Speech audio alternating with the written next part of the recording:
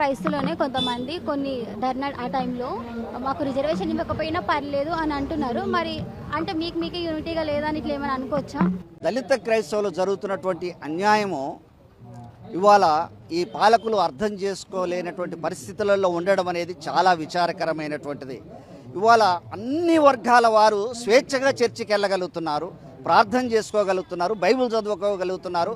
ప్రభుత్వాల పరంగా రాజ్యాంగ పరంగా వారికి రావాల్సినటువంటి హక్కులు, అవకాశాలు, ప్రయోజనాలు స్వేచ్ఛగా పొందుకుంటున్నారు. కానీ కేవలం దొంగచాటుగా బిక్కుబిక్కుమంటూ భయంతో చర్చీలకు వెళ్ళేటువంటి పరిస్థితి కేవలం దళిత క్రైస్తవులకే ఉంది.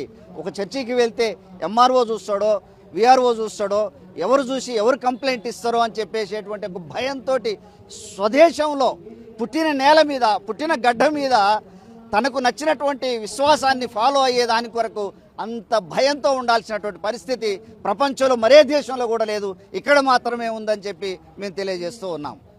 దళిత క్రైస్తవులోనే కొంతమంది కొన్ని ధర్నా ఆ టైంలో మాకు రిజర్వేషన్ ఇవ్వకపోయినా పర్లేదు అని అంటున్నారు. మరి అంటే మీకే యూనిటీగా లేదని ఇట్లా ఏమైనా అనుకోవచ్చా?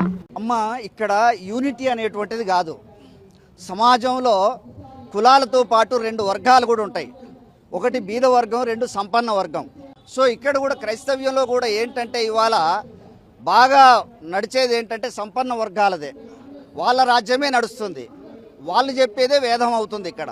సో వాళ్ళు ఏం చేస్తారంటే వాళ్ళ కడుపు నిండింది కనుక వారికి ఆకలి విలువ తెలియదు, కష్టం విలువ తెలియదు, అన్నం విలువ తెలియదు. కాబట్టి వాళ్ళు 100 మాట్లాడతారు.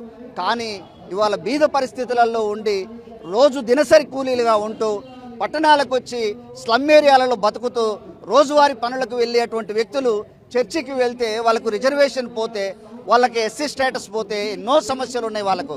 కానీ వీళ్ళకి అవసరం లేదు, ఎందుకంటే వాళ్ళ పిల్లలు విదేశాల్లో చదువుకుంటూ ఉంటారు, పెద్ద ఫారెన్ వే వాళ్ళకు వస్తూ ఉంటుంది. ఇవాళ ఎఫ్సిఆర్ఏలు కావాలి వాళ్ళకి, కానీ దళిత క్రైస్తవులకు ఎస్సీ హోదా అవసరం లేదు వాళ్ళకు. ఎందుకంటే ఎఫ్సిఆర్ఏ ఉంటే ఫారెన్ నిధులు పొందుకోవడానికి స్వేచ్ఛగా వాళ్ళు ఫారెన్ నిధులు పొందుకొని కోట్లు కూడబెట్టుకునే దాని కొరకు ఈ సంపన్న వర్గాలకు ఆశ ఉంటుంది. కానీ పేద దళిత క్రైస్తవులకు వాళ్ళ హక్కులు కావాలి, సమాన న్యాయం కావాలన్న దాని మీద మాత్రం వాళ్ళు ముందుకొచ్చి మాట్లాడరు. అందుకొరకని చెప్పేసి ఈ యొక్క సంపన్న వర్గాలు కూడా క్రైస్తవ్యంలో పెద్ద ఎత్తున ఉండి దీన్ని వాళ్ళ అదుపాజ్ఞంలో కూడా దళిత క్రైస్తవ ఉద్యమం ఉండాలని కోరుకుంటున్నారు. కానీ ఇప్పుడు ఆ పరిస్థితి లేదు. దళిత క్రైస్తవులు చైతన్యవంతం అయ్యారు, సత్యాన్ని తెలుసుకుంటున్నారు, హక్కులు కావాలంటే పోరాడాల్సిందే అనేటువంటిది కూడా వాళ్ళు తెలుసుకొని ఈరోజు ముందుకు వచ్చారు. అందుకు ఉదాహరణ ఈరోజు ఇక్కడ జరుగుతున్న బ్రహ్మాండమైనటువంటి దళిత క్రైస్తవ మహానిరసన సభ సక్సెస్కు కూడా అదే కారణం. 1950 ఆ టైంలో ఒక ఆర్డినెన్స్ తీసుకొని వచ్చారు కదా, మరి ఈ విషయంపై ఏం చెప్తారు? అసలు ఇప్పుడు 1950 ఆగస్టు 10 ఇదే రోజు, ఆ రోజు రాష్ట్రపతి ఉత్తర్వుని తీసుకొచ్చారు. అన్ని వర్గాలను స్వేచ్ఛగా వదిలిపెట్టి కేవలం దళితుల మీద మాత్రమే ఇంతటి వివక్షత చూపించే దాని కొరకు మరి ఆనాటి పాలకులకు ఎందుకు ఇంత మా మీద కక్ష ఉందనేటువంటిది అర్థం కావడం లేదు.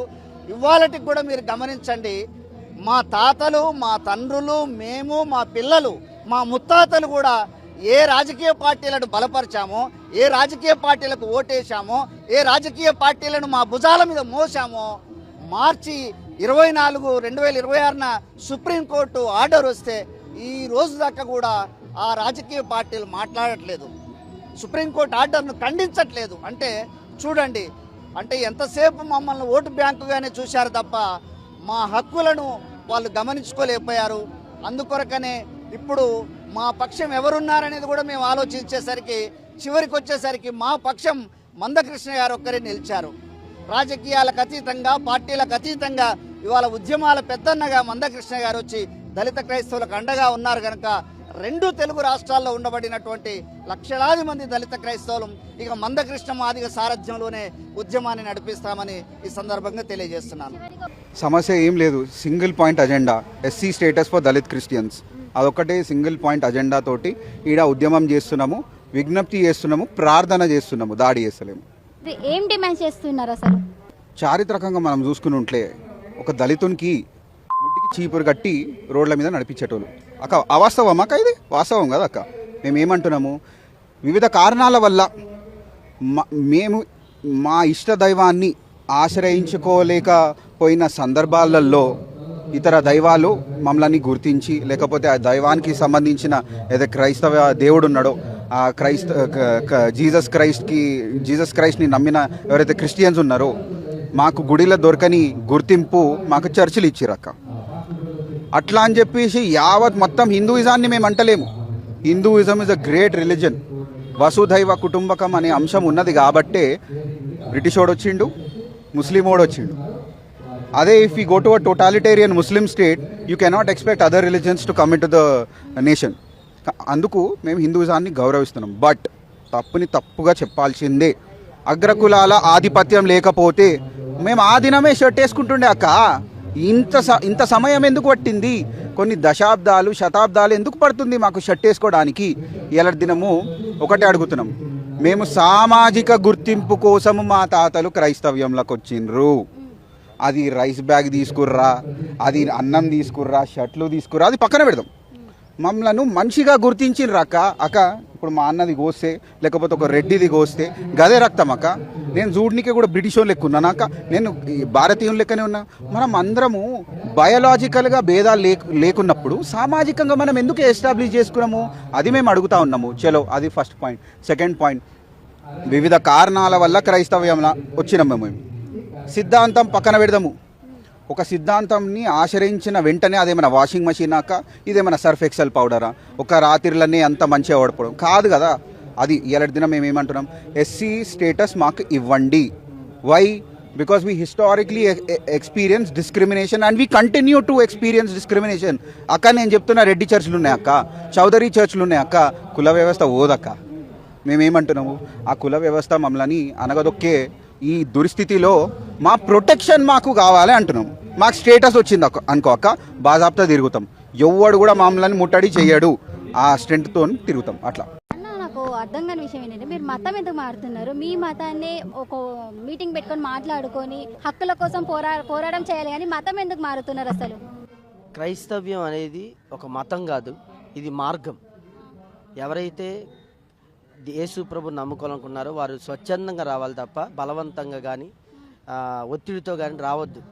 మేము ప్రతిసారి చెప్పేది ఏంటంటే, మనసు మార్చుకోండి, మీకున్న చెడు వేషాల నుంచి బయటికి రండి, తాగుడు నుంచి, గుట్కాల నుంచి, లేకపోతే లోక సంబంధంగా తిరుగుతున్న విచ్చలవిడితనం నుంచి బయటికి రమ్మని ప్రభావితం చేస్తున్నాం తప్ప మతం మారమని చెప్పట్లేదు. అందరూ మతం మతం అంటున్నారు కానీ ఇది మతం కాదు, మార్గం. సమస్య ఏం లేదు, single point agenda, SC status for Dalit Christians. ఈడ ఉద్యమం చేస్తున్నాము, విజ్ఞప్తి చేస్తున్నాము, ప్రార్థన చేస్తున్నాము, దాడి చేస్తలేము. ఏం డిమాండ్ చేస్తున్నారు అసలు? చారిత్రకంగా మనం చూసుకుని ఉంటే ఒక దళితునికి చీపురు కట్టి రోడ్ల మీద నడిపించేటోళ్ళు అక్క. అవాస్తవం అక్క, ఇది వాస్తవం కదా అక్క. వివిధ కారణాల వల్ల మేము మా ఇష్ట దైవాన్ని ఆశ్రయించుకోలేకపోయిన సందర్భాలలో జీసస్ క్రైస్ట్ని నమ్మిన ఎవరైతే క్రిస్టియన్స్ ఉన్నారో మాకు గుడిలో దొరకని గుర్తింపు మాకు చర్చిలు ఇచ్చిరక్క.